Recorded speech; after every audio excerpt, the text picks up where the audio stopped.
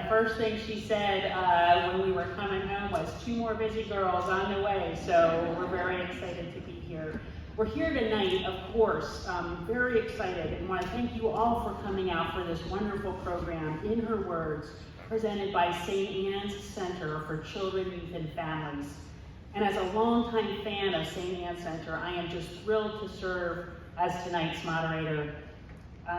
We want to just say welcome to you all for this wonderful program in particular. It's so fitting that we're gathered here at the start of November because, of course, this is National Homelessness Awareness Month. And tonight is a night about story and conversation and connection. It's about exploring and challenging narratives around homelessness and housing insecurity. And tonight's also about celebrating and uplifting the women and their children who, through faith and resilience, are overcoming challenges and inspiring us all in the process. So let's dive right in tonight, and let's begin our program with In Her Words, a short film highlighting 4 young women, Hannah, Kayla, Paige, and Mary, who are currently journeying through St. Anne's Center. Thank you.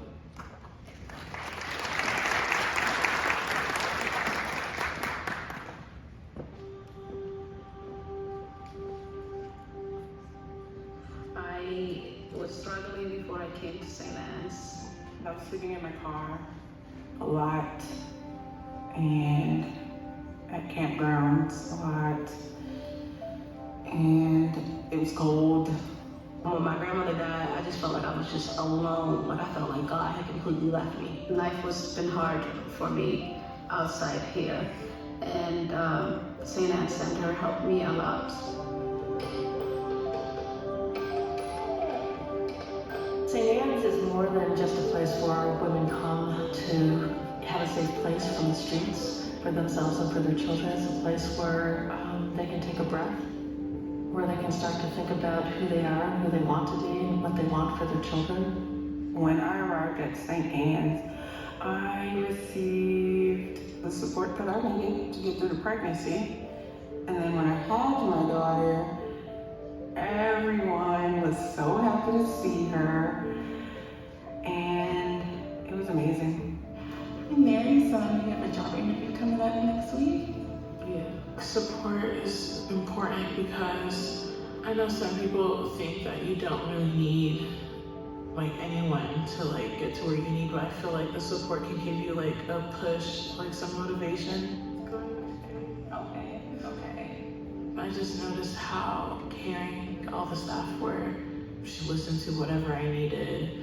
And you know, usually me, I'm really, I'm always like afraid to speak up. So she was also like my voice when we were at the hospital as well. A lot of people, when they first have their first kid and then they pop out and then they're like, oh my gosh, like this is me, this is my life. It wasn't like that with me at Phoenix. I was like, wow, it's a baby here. I've never dealt with a baby before I had my own. So it was just like, this is a baby here. And then you come into St. Anne's and you see these people that care so much about you and your baby. I never had that feeling before either. For many of the women, they haven't had great role models in their lives, and so their idea of mothering might be different than what we hope for. Some of it's very disciplinary, very punishment-oriented, as opposed to curiosity about their child. St. Anne's taught me how to stand up a little bit more as a mom, as a woman as well. They're here to help you. They give us diapers every other week. They provide daycare. That's like the best thing a mom can ask for. They provide jogging opportunities. They provide church. They provide a lot of services for people. Therapy. It's a godsend opportunity to be here. It's been important for me to connect with people that do care. You don't have to feel alone anymore. I feel that I am not a character in someone else's book. I feel like this is my segment and everything's about me, and I enjoy that. I really never understood like how emotions really work. I just felt like if you have this one mood or this one part of your life where you're really depressed, that's just how it's gonna be. me coming to St. Anne's, that was like my highlight after my dad's death. That made me realize, you know, things do get better. And also made me know, like, it's not always gonna be a storm. It's a challenging time for them when they first come. They're afraid, they don't know what to expect. They've come from situations that were not great. And so when they come here, they're not quite sure what's gonna happen. I was nervous. I don't know nobody in here. I didn't know what I was getting into.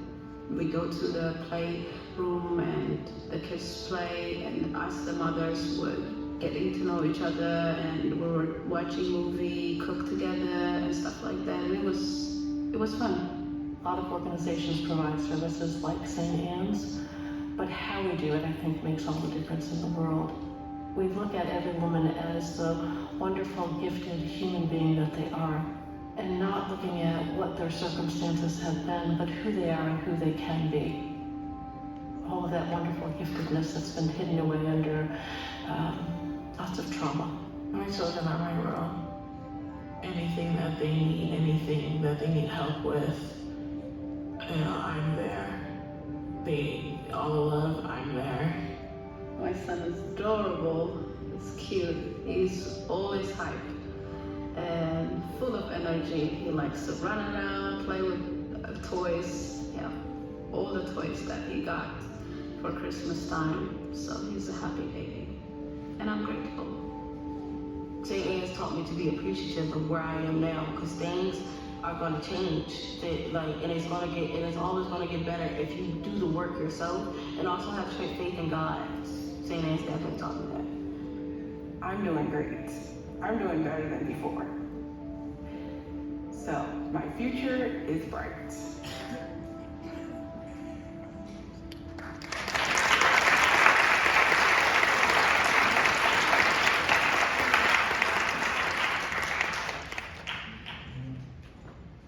That's just amazing, right? I just love watching that film. I've had a chance to watch it a couple times, and it's so inspiring. I want to make one special announcement before we get started here tonight. Although Paige and Hannah could not join us here, Mary and Kayla are here with us. Mary and Kayla, would you mind please standing up so that we can acknowledge their service?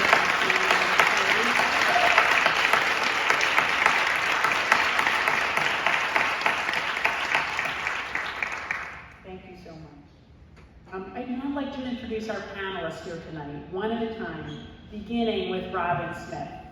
Robin is an Emmy Award-winning producer, filmmaker, and founder of Video Action, a media company dedicated to providing voices who are rarely heard. Robin and her company produced tonight's video. Robin, please join me. Thank you.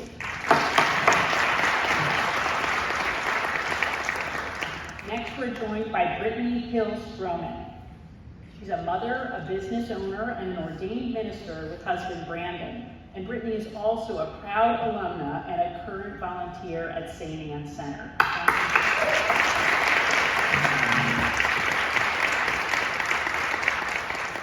Next, we're joined by Africa Spade, who is also a mother, a program alumna, and a current volunteer at St. Anne's Center.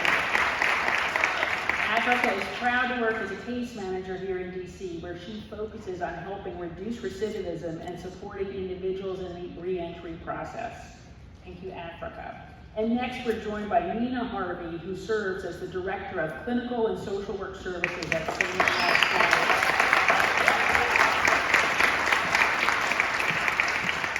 Center. Nina is currently finishing her PhD in social work from Howard University. And finally, we're joined by Sister Nancy Downing. Sister Nancy is the CEO of St. Anne's Center and a religious sister in the Congregation of Notre Dame. And prior to St. Anne's Center, Sister Nancy served as Executive Director of Covenant House, New York. And so I want to thank you all for being here, and I think I'm going to come down and join you. Robin, is that on? Can you guys hear me? Great. Robin, I'm going to start with you. Over the past year, you've worked so closely with these women at St. Anne's and with the women in the program in particular to produce this film that you just saw, this wonderful film. I would love you to know, talk to us a little bit about what your experience was in creating the film, and tell us what stands out to you from that experience. Thank you. And it's wonderful to be here, and really wonderful to look down and see Kayla and Mary. I love seeing you in the audience. I love working with you when we were doing the interviews and getting to the point where we had a short film to share. I need to tell you a little bit about Video Action. Video Action is a not-for-profit production company that I formed after being with CBS News in a show called Sunday Morning. And when I formed the company in 1990, the very first film that I did was called Shooting Back: Photography by Homeless Children. It was done here in Washington, D.C. And the lessons that I learned making that film, in which we handed 35mm cameras to the children because the children wanted to learn how to use the cameras, but more importantly, we wanted the children's voices through their images, the photographs they took, to be the story. And that experience of shifting who tells the story when you're doing a documentary film was fundamental to Video Action. So that was 35 years ago. I went to St. Anne's, I don't know, I'm gonna say maybe 8 or 9 years ago for the first time, and was talking with everybody there about the possibility of doing a short film. I was invited in to do this, and that's one of the things that Video Action always does, is we're invited in to tell a story. But when we get in, when we arrive, we then make it very clear that we have a philosophy and a way of approaching. And when we had this first conversation, and I said to them, the only way your story can be told well is if the women themselves are telling the story. And it wasn't time yet for that to happen, right? So a number of years went by, and then I think it was Ellen who invited me to come back. And we started the conversation again. And when I sat down, I said, there are many ways that you can do a short video that will tell what St. Anne's is about. But please, let us tell it with the women. And we went through a very important process where there was outreach. We asked, do you want, right? Do you want to be part of this video? Do you want to tell your story? And then it was, you are telling us what is to be shared. And the rules were, I'll film the interview, I'll show it to you, I'll make choices as to what's going to be in the short film, but you get to tell me if I made the right choices and if you're happy. This is so important to the authenticity of what you're able to get. I think the other gift that Video Action always brings to the table is that we're very good at distilling. You know, you could spend 45 minutes and talk about all the issues that were raised in that very short film. But all the issues were raised.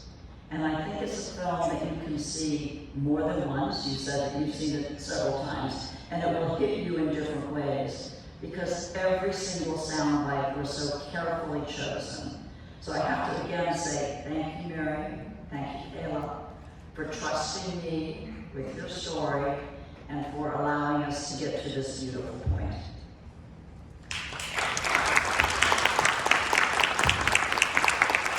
Thanks so much for that, Robin. And I think that's what we're going to do tonight, is talk about stories and the stories behind the film here tonight. I do want to put it in some perspective, though, give a little bit of facts and figures so that we can make sure we understand the larger context. Just this week, the National Network for Youth reported that counts by the U.S. Department of Housing and Urban Development found that in 2024, the greatest increase of homelessness of any subpopulation was with families with children, a 39.4% increase from 2023.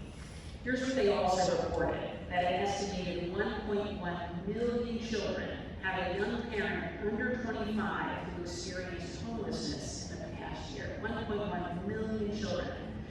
of course, that data only tells us half the story, right? Because behind that number, that very, very awful number, are these extraordinary stories of women and children that we saw here tonight, women and children at St. Anne's, and those who serve with them, alongside them.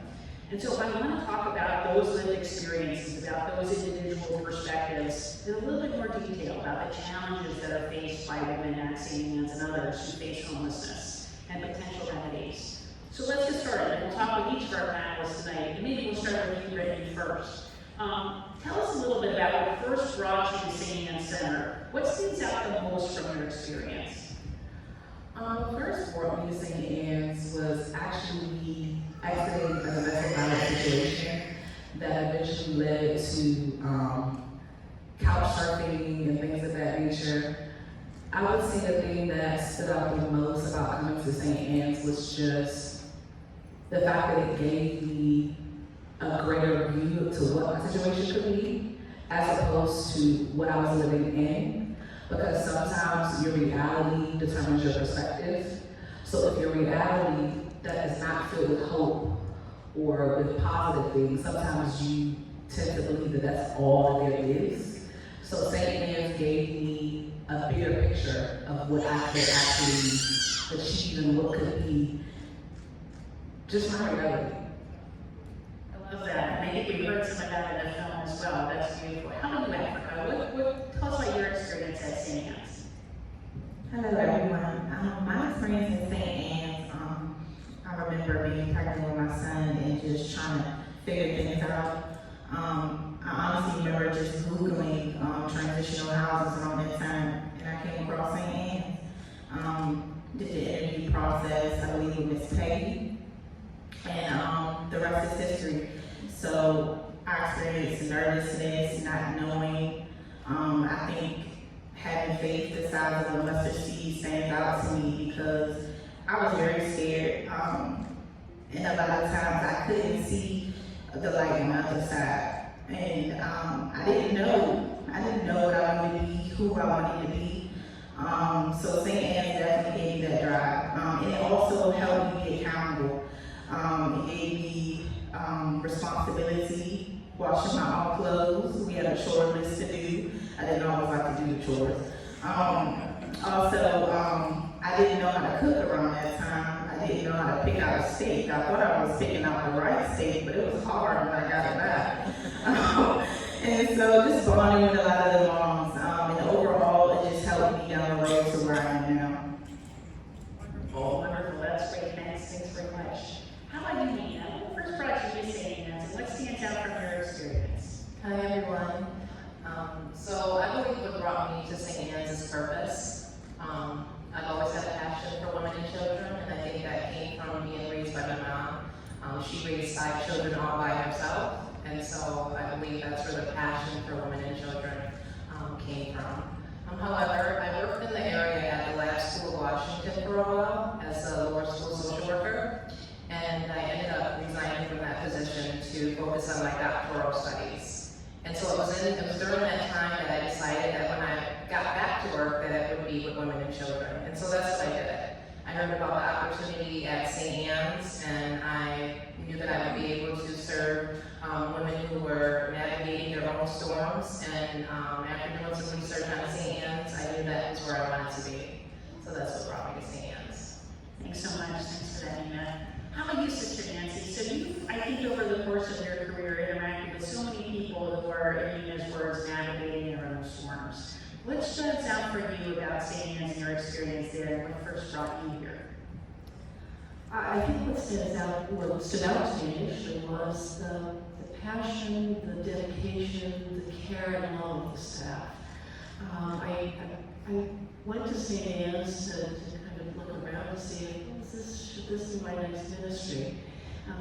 And it was their ministry as well. So we don't often talk about our work as being ministry or mission, but for the folks at St. Anne's, that's exactly what it is.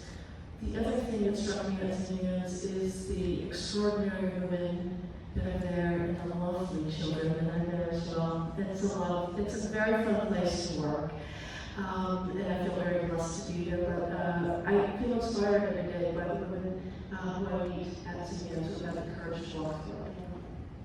And I just wanted to piggyback on what Sister Nancy said. What stands out to me about St. Anne's is the transformation. You know, you see the moms come in and they are filled with uncertainty, and then you get to see that uncertainty, you know, like Africa had stated, you know, they're worried when they come in, is it safe, is my children safe, can I stay here, how's it gonna go? And so we get to see that uncertainty turn into confidence. And then we get to see, you know, they come in a survival mode, and so we get to see that transition into leadership. They start helping new moms that come into the program know how to navigate the program.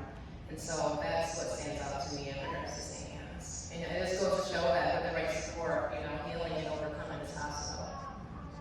Well, that's what it sounds to me like. That's what's extraordinary about St. Anne's, and that's wonderful. The support, and I think the support in particular that women are giving each other there. I also love to see the transformation of Penelope. I love that Penelope is here with us tonight, and just so beautiful in the film as well.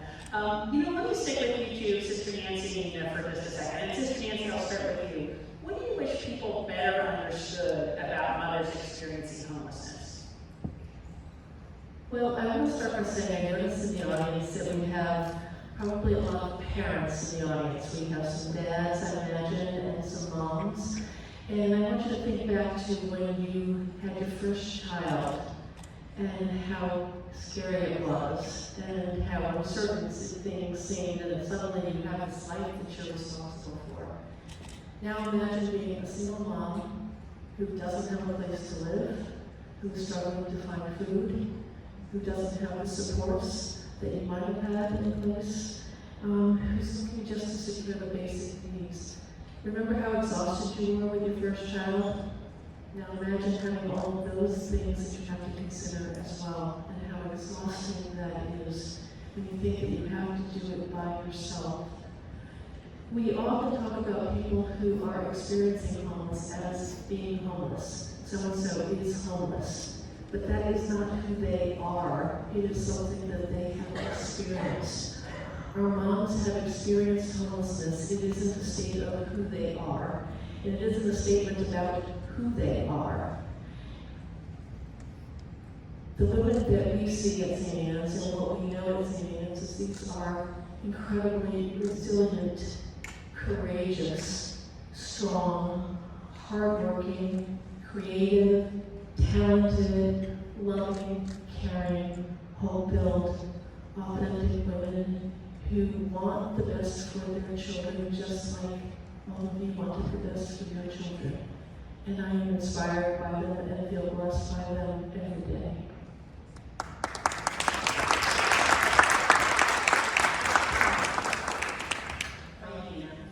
And so, what I wish people understood about homelessness is that it's not about laziness and it's not about the poor choices someone makes. Instead, it's about, you know, the lack of access, the lack of opportunity. It also is often about generational barriers. Maybe there was something passed down to you. Maybe you had a loss in your family. Maybe your parents didn't get the education. And so maybe you are in a position to where you have to, there's no blueprint for your life. So you have to learn everything on your own. And so, you know, like Kim was saying, that in the United States, 30% of homeless families are led by women under the age of 25, raising their children on their own. And so the women that we work with, they are smart, they're intelligent, they're resourceful, you know, but they deserve, as well as every other homeless person, they deserve the opportunity to rebuild their lives. Thanks for that. Nina. Africa, everybody, I see you both nodding along with that, and I'd love for you to sort of give your reaction to what you've heard so far. And maybe Africa will start with you. First, your reaction to what you've heard there, but also what role does hope and faith? We saw a lot in the video about hope and faith. I'd love to hear more about the role of hope and faith in your experience. I know earlier stated, you know, having, you know, faith the size of a mustard seed. I'm sorry, I made it sound so stupid. But I just ultimately believe in seeing things that you can't see. So my mom used to have me do vision boards as a kid, and I was like, why do you want me to do a vision board? And so trying to program you to, no, you have to envision what you don't see. And so ultimately, you know, to the young moms, whoever may be going through that, it's hope, it's faith, it's saying, okay, setting those goals for yourself and seeing, having tunnel vision and saying, I'm gonna make it here one day. And so that was just my experience. And I remember having to, you know, drop my son off at night, because I worked night shift, Union Station, and security. These were not jobs that I wanted to do. However, St. Anne's was preparing me for the real world. You have to be employed or you have to get your education, and so all I knew was I wanted to work. So I kept that in me, I wanted to work, and I was like, I don't want to keep working these, you know, any jobs. And so transitioning out of the program, continued to keep a roof over me and my child's head, just being responsible, because I no longer had St. Anne's at that time. But I remember the things that they taught me. And so I always kept that in the back of my mind, like, okay, I gotta keep pushing. So that's when I went to school, got my criminal justice degree, and then I went back and I got my human services bachelor's degree. And so these are all the things that I'm very passionate in because it's a lived experience. So now being a case manager and associates and working with, you know, my customers who are experiencing that, I let them know, like, I have been on the other side. So I'm proof that you can get over it. So having faith, hope, and being resilient. Faith, hope, and being resilient.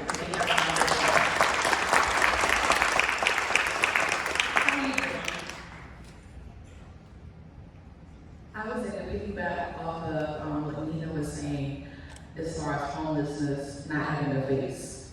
I think that's one of the common misconceptions that if someone is in a certain situation, then they had to have done something to bring them to that point.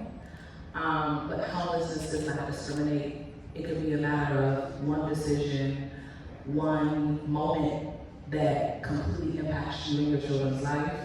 It doesn't discriminate based on economic circumstances, gender, or race. It just doesn't. So I wish that more people understood that it's just not something that you wake up one day and choose. In regards to hope and faith, I would say that hope and faith intersect with belief. They both go back to belief. Hope, you have to have something to believe in order to even get up every day. And sometimes when life knocks the wind out of you, it robs you of that thing that keeps you going. But when you have faith and you have someone that you can believe in, and for me, that has been my biggest driving force to kind of keep me grounded when life is everything but knock me on my feet. So I think that is just very, very important that you hold on to knowing that you can be more, your situation can be more, and that God has more for you. Because He's never going to leave you in a position of hopelessness, but you have to hold on to Him. And it can be difficult when you're faced with uncertainty, you're faced with not knowing where your next meal is going to come from. But I just believe that St. Anne's was sent to me in order to show me just that God not only loved me, but He understood where I was and He met me exactly where I was at the right time.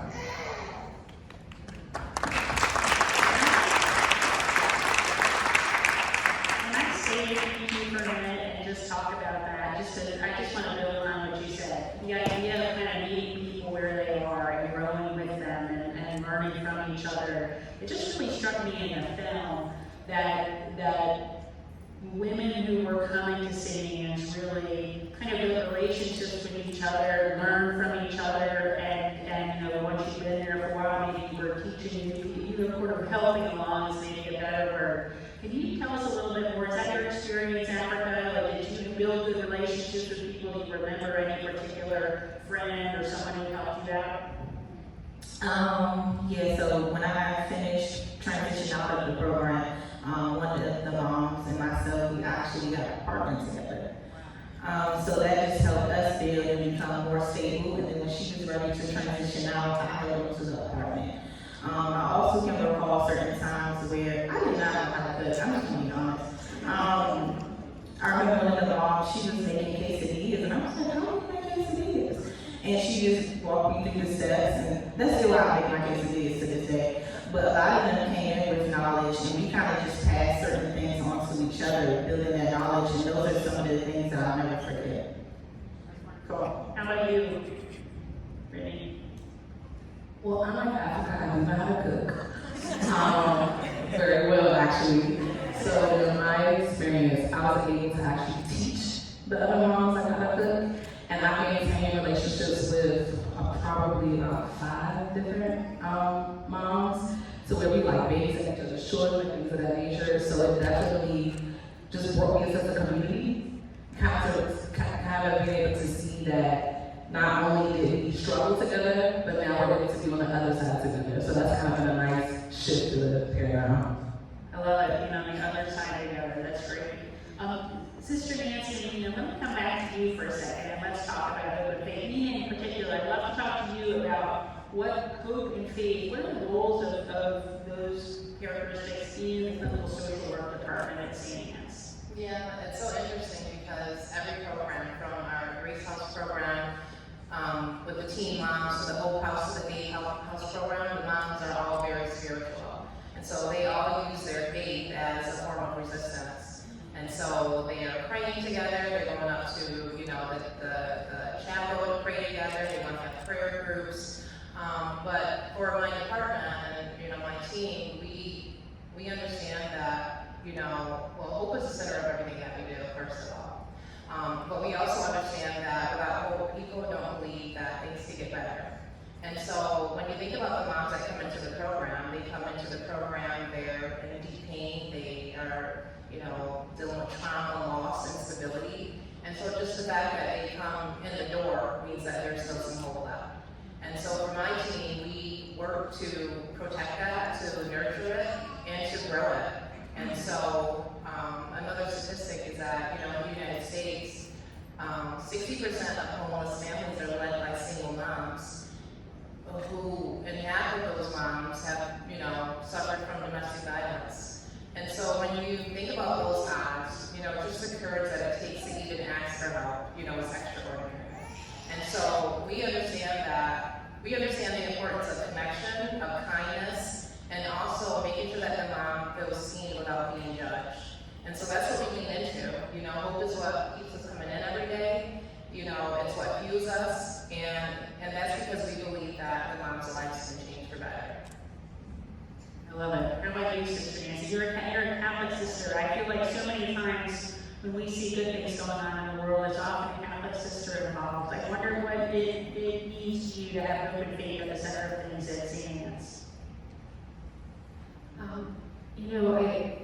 marvel every day at the courage of the women who not only have the courage to work through some really difficult parts of their lives, things that I've not experienced in my life, and at a young age they're experiencing some really challenging, traumatic events, and yet having the courage to work through that, and having the courage to ask for help.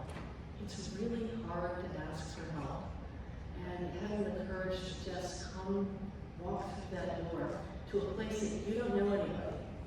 You don't know, you're looking for help, you're looking for hope, but you don't know what you're going to find on the other side of that door. So just making sure that we recognize the wonderful courage that they have before they walk through the door, and then that courage to actually step through that door and say, I want something different, I'm going to ask for help. And so with that, I just marvel at that every day. I marvel at how they come to community. I see them so we have birthday celebrations on the weekend, we have different events that happen where the moms come together with their children, and someone will say, I have to take this phone call, can you, and without even, actually sometimes without even asking, the mom sitting next to her says, I got you, child, don't worry, do what you need to do. And so they take care of each other. I've watched them. We had a young woman who came in who had her child at the age of 11. She came to us at the age of 13. And I watched the older mothers take her under their wing because she's young. She's both a mother and she is a young adult. And she has both of those identities, but the moms in our program recognize she's much younger. She needs our help and support too. And how we do that for each other, it's not something we see as much as we want to in our communities, in our world today. But it's a wonderful example for our world. Our women are a wonderful example for us. Well, I'm struck by that. I'm struck by the fact that kindness like that takes courage, right? It takes courage to do something that's leaving in. I wonder if you all, Sister Nancy talked about the courage to walk through that door the first time. Do you remember what it was like to walk through the African American, what it was like to walk through the door the first time and how you felt? Yeah, it was like July 2019, if I can remember. I was like 7 months pregnant. Matthias, he's right there. Wave your hand, Matthias.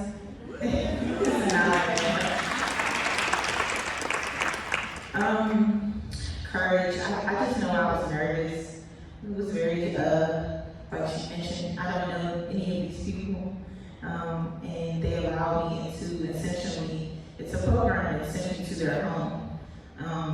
And so I just remember just gathering myself and just thinking like, am I gonna make any friends here?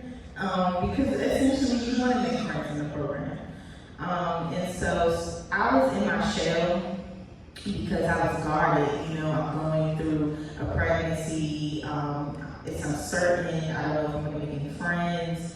And so slowly, the mom starts speaking to me, and then I start speaking to them, and then we're sitting out eating, and then we just build a relationship from there. So just having the courage and just knowing, like, even if you can't see it, just believing in it, believing in yourself, that it's something greater out there, believing in God, and just digging deep.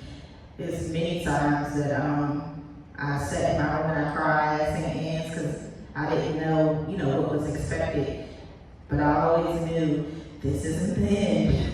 There's something else out there for me. So yeah, that's what I mean. How about you, Brittany? What was it like to walk through that door?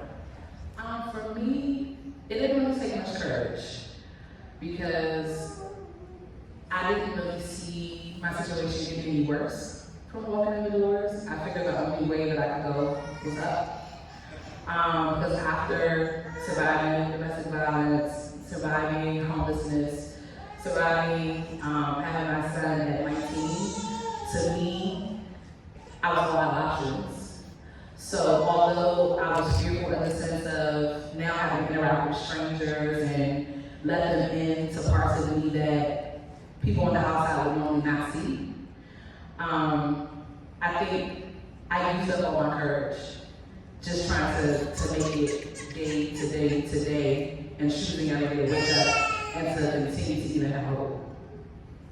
Thank you for that. Nina, I just maybe come to you on the same kind of question in the sense of you've seen a lot of women walk through that door and you've seen a lot of women, go out into the world. What strikes you from those experiences? It's the courage that strikes me. Like we were just saying, the courage to, ask for the help, and, I think that for us, it's building that connection with the moms, making sure that they feel safe, making sure that their children feel safe. And like I said, it's really phenomenal to see that transformation. And then by the time they're leaving, they're completely different people. They've grown so much. So that's what I have to say about that. That's wonderful. Well, and it's just such a remarkable experience to see that in the film, to hear that through your own stories.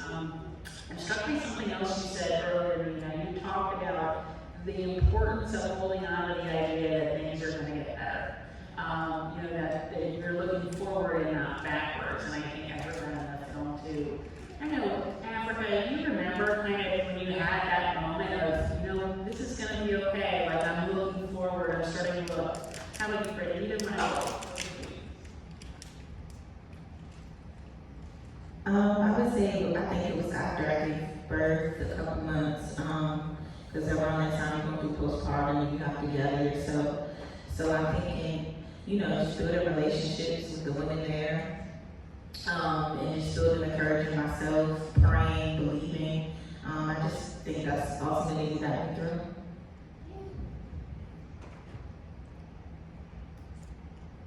think for me, it was once I started having stable employment, because that was something I struggled with as a single mom. You know, if your child is sick, you have to miss work. If you don't have daycare, you miss work.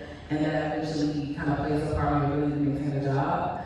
So I kind of bounced around a lot, but with being at St. Anne's and my son being able to utilize the daycare services there, and me being able to maintain work for like once in my adult life at that point in time, that kind of began to show me, okay, your feet are now on the ground, you're able to be planted. Now it's just putting one foot in the front of the other until you can reach that end goal of financial independence and just complete independence. So I would say between stable employment and then once I transition out and getting us our first place and being able to turn the key and get our couch, those moments for me just kind of gave me that hope that it's now better and it can stay better. Thank you for that.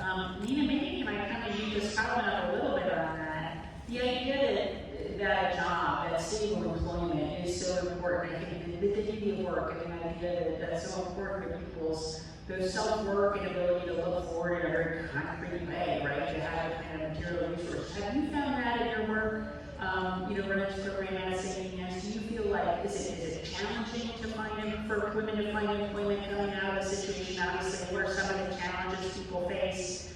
Love to hear more about that. Yeah, so that is a challenge for the moms to find employment because they don't want to just find a job where it's kind of not be worth it because it's costing more for them to get to and from. And so it is a challenge that, the moms do face. But, with the support of our Education and Employment Center, that the mom has as a resource, they're able to get that support. They're able to find the connections to get connected to, the appropriate resources, to make it a little bit better or easier for them to find that right job. But, something that we also see is that the moms, they continue to be very diligent in looking for work. It's very important to them. And so, with the support, like I said, of EEP, and then with their consistency of, doing what they need to do or what they came to do, that's what we see. Well, thank you. Sister Nancy, let me come to you on that. So you just talked about the education and employment program. So you're not new, but relatively new to St. Anne's. I wonder if you could give us a little bit of an overview of the different programs offered at St. Anne's and kind of what struck you when you arrived and kind of got here. What makes this distinctive and unique? What struck me initially was the well-roundedness of the program. That it wasn't just, as some would say, 3 hots and a cot, just a place to stay. That it was more than just a place to stay. That we had a clinical social work team to help with finding resources, to help with mental health concerns, but also we try to normalize our mental health care at St. Anne's, and so our physical health is important, but we want to make sure that everyone knows that our mental health is important too. So making sure that social work, that counseling services, all of those kinds of services are a normal part of being a human being. We struggle with things, and so it's nice to have somebody to talk to about those things, to work it through. Making sure that we have education and employment services, life skills and parenting skills services. I think I'm not a parent myself, but I imagine for folks who have had children, it might have been nice to have somebody, and you might have had a parent of your own who helped to teach you about parenting. And so having those parenting skills classes available to support parents in saying, oh gosh, is this the right thing to do? Am I going to break my child? Or some of the worries that parents have. It's probably not like, am I going to break my child? But making sure that we have all of those services available. And beyond that, we look at, celebrating birthdays. So we have wonderful volunteers who come in and help us with our work as well, making sure that we're celebrating our moms and their children. We have folks who come in that do arts and crafts. We have all sorts of different activities. because we know that who we are is, we're not just a sort of a linear, one-size-fits-all kind of person. So for some people, music is their thing. For some, it's arts. For some, it's sports. It's all different kinds of things. We want to make sure that we're touching into all of those different aspects of who we are as people. Seeing the fullness, that everybody is a full well-rounded person, and seeing everybody in their wholeness. I love that. You've been listening, you're a storyteller by profession, and you tell stories so well. I mean, we saw this beautiful film earlier. Can you talk a little bit about your reaction to what you've heard tonight so far? Yeah, thank you for that question. So I have to start first with you, Sister Nancy. You lead a place that embodies the culture of hope. And we listen to all the stories about courage. We listen to the description of learning life skills, right? Learning all these ways to be a mother. I did a story in Oklahoma on a man who started a center for the research on hope. And he said, hope is not something that just happens. Hope is something you can learn. This man had been a homeless boy, and he attributes hope to what enabled him to get through that and to become a PhD at this university. So I listened tonight, and I hear the pieces of the puzzle, but if the petri dish is hope, and that's what St. Anne's does, you create that. I have to go back to the film, and there are a couple standout comments in it. And Mary, when you say, I didn't understand emotions, and I learned about emotions. I think there are a lot of people who don't understand hope, and you learn about hope at St. Anne's. And then my final favorite statement is Kayla saying, I'm not a character in someone else's story. I'm a character in my own story. And how do you get there? Through hope. So thank you for that. Thank you. Well, watching Mary, Kayla, and everybody on that film, I think that really stood out for me was hope and looking forward. And I think if I were to say one headline for tonight, it might be building a culture of hope. I think that sounds like what you do at St. Anne's. It sounds like what you all are trying to do in your lives, with your futures. I wonder if we could go around, we just started with Robin, and I wonder if we could go down the line here and talk a little bit about, we've all heard stories tonight about growth and courage and change. When you hear everything you've heard tonight, what stands out to you? What would you want people listening here tonight to take away? And let's start with you, Africa. If I could think about one thing tonight, it was just about being resilient. You speak on hope so much, and a lot of us have, over the past few years, been so resilient through the transitions with COVID and everything. We don't really realize how much our bodies have gone through. And that just came back to, back at St. Anne's, I think ultimately being resilient and saying, even though life is life, get back up and try again. If it knocks you down one time, get back up twice, get back up a third time. Look it in the eyes and keep going.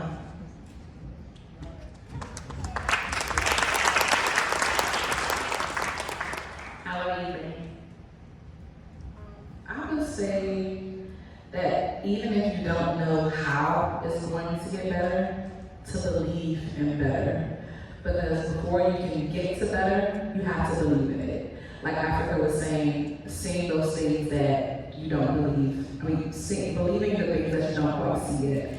And even the Bible says to speak things as though they were, which means that even if my reality says something different, I'm going to begin to speak it. I'm going to do that vision board. I'm going to look at it every day, even if it's not in front of me. I'm going to listen to the podcast. I'm going to look at the inspirational message. Whatever I have to do to discipline my belief, so that my belief and my reality can intersect, and I can begin to see the fruits of what it is that I am putting in my ears, that I'm looking at. And it can be hard when life presents you something that's contrary to what it is you're believing in. But I promise you that if you just continue to believe in it, you'll eventually see it. And I think that's what St. Anne showed us, that you can, not only can you believe, but you can achieve it. I love it.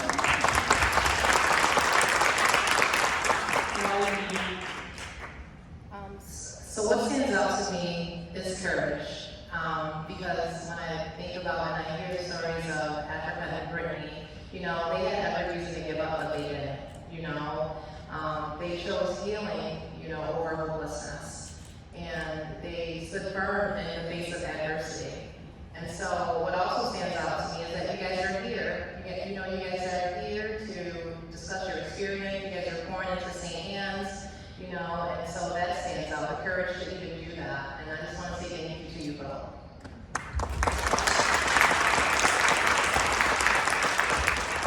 Sister Nancy, what stands out for you? What would you want people to take away from our conversation tonight? I was originally going to say courage, but I think really the importance of sharing our stories and hearing other people's stories. If we really want to get to know each other, if we really want to understand someone, we need to listen to and really deeply hear their story. That tells us who they are, and not our own creative imagination of who they are. So the importance of really listening to each other so that we can learn to understand and care about each other more deeply.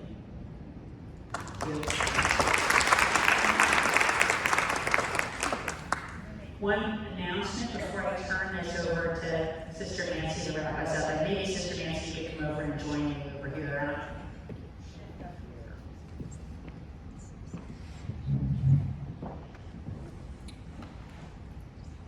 So, United States Senator Chris Van Hollen could not attend tonight, but he has issued, over here, he has issued a special congressional citation to St. Anne Center marking a special occasion.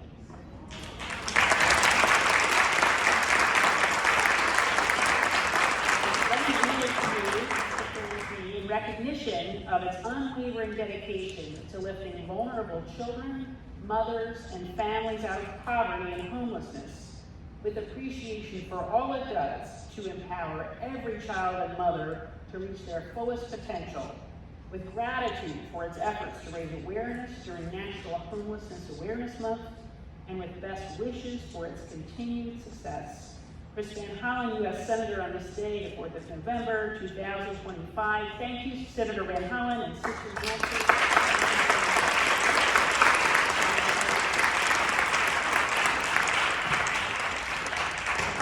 I want to thank you, Kim, for guiding us through our event tonight.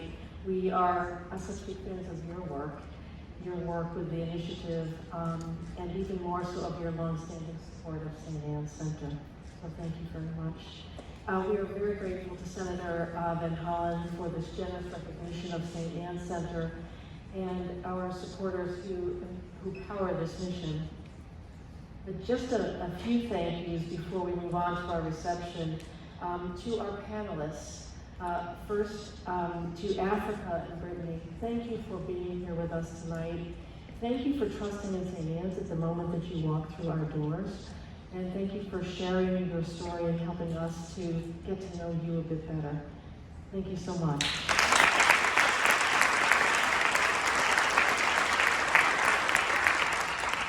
I want to thank my colleague Nina.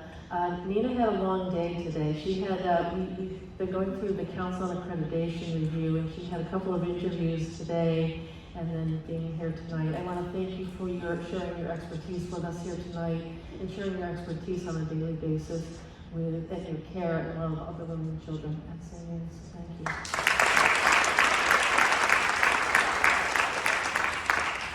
I want to thank, again, Mary and Kayla for being here tonight, but for also being a part of this project, for sharing your story, for being your authentic selves, your beautiful, authentic, wonderful selves.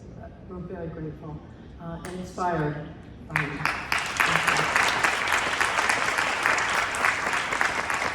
We also want to thank Hannah and Paige, who could not be here with us tonight, but who also shared their stories with us. Again, I think they are both very inspiring women to all of us here and at St. Anne's. I want to thank Robin, who was the designer of this project, and who helped us to see how sharing these stories might be helpful, not just to St. Anne's, but to the women who shared their stories, how it could be, we really wanted it to be their stories and not our story. And so helping us to be able to do that, but also helping us to understand the power and importance of storytelling. So I want to thank you, Robin, and I also want to thank Video Action, your colleagues at Video Action. You were great to work with, all of you, and so thank you for being so incredibly generous and sharing of your time and your talents to create even more.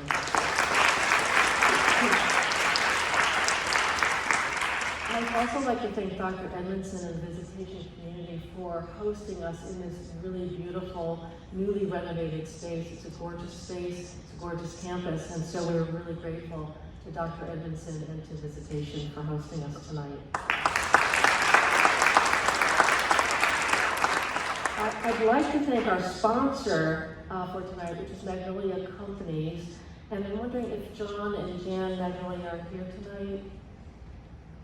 Can't tell in the audience, the lights are blinding me, but John and Jan Magnolia have been wonderful supporters of St. Anne's, and so we're really grateful for them sponsoring us here tonight for this event. And then I also want to thank our staff and our board. Do we have, can I ask you to stand if you're on the board of St. Anne's or if you're a staff member?